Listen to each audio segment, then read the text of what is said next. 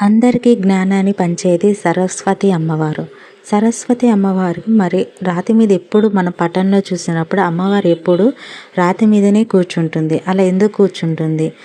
దాని వెనుక ఉన్న రహస్యం ఏమిటి? అమ్మవారు అలా కూర్చోవడానికి కారణం ఏంటంటే, సరస్వతి దేవి ఏ పటంలోనైనా రాతి మీద వీణ పట్టుకునే కూర్చుంటుంది. ఎందుకంటే ఆమె నేర్చుకున్న విద్య విజ్ఞానం ఎక్కడికి పోలేనివని పరమార్థం. సరస్వతి వాహనము హంస కదా, మరి హంసకు ఒక ప్రత్యేకమైన స్కిల్ ఉంది. అదేంటంటే జ్ఞానం కలది. పాలు నీళ్లు కలిపి దాని ముందు ఉంచితే పాలను మాత్రమే స్వీకరిస్తుంది తప్ప, అనగా విజ్ఞానాన్ని వల్ల ఏదైనా సాధించవచ్చునని దాని నమ్మకం అనమాట. పాలను మాత్రమే స్వీకరించి నీళ్ళని మాత్రం అలాగే వదిలేస్తుంది తనకున్న జ్ఞానంతో.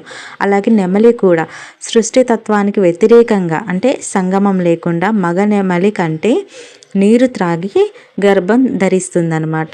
అలా లక్ష్మీదేవిలా నిలకడలేని తామర పువ్వులో తన స్థానం ఉందని చెప్పడమే ప్రథమ ఉద్దేశము. సిరి సంపదలు ఎప్పటికైనా హరించకపోవచ్చు, కానీ లక్ష్మీదేవి మన దగ్గరే వస్తుంది పోతుంది. కానీ సరస్వతి జ్ఞానం మన దగ్గర ఎప్పటికీ ఎల్లప్పుడూ విద్య అనేది ఒక ధనంలాగా ఉంటుంది. అందుకని ఎంత గొప్ప వాళ్ళైనా చదువుకి అంత ప్రియారిటీ ఇస్తారు, సరస్వతికి అంత గొప్ప స్థానం ఇస్తారు. చదువు ఉంటే ఏదైనా ఈ లోకాన్ని జయించవచ్చు. చదువు ఉంటే డబ్బే మన దగ్గరకు వస్తుంది. ఉదాహరణకు చెప్పాలంటే, మనం డబ్బు వైపు పరిగెత్తన అవసరం లేదు. ఎందుకంటే నీ దగ్గర స్కిల్స్ ఉంటే ఆటోమేటికల్లీ జాబ్ నిన్ను వెతుక్కుంటూ నీ దగ్గరికే వస్తుంది. అంత గొప్ప లక్షణం, అంత గొప్ప స్థానం, విలువ ఉంది చదువుకి. అందుకే చదువుని ఎప్పుడూ విలువనివ్వండి. సరస్వతి కటాక్షం దొరికితే మనం ఎంతటి స్థాయికైనా ఎదుగుతాము. మన దగ్గర ఏమీ లేవు అని చింతించిన అవసరం లేదు. అమ్మవారి కృప ఉంటే మనం ఎప్పుడైనా బ్రతకగలుగుతాము.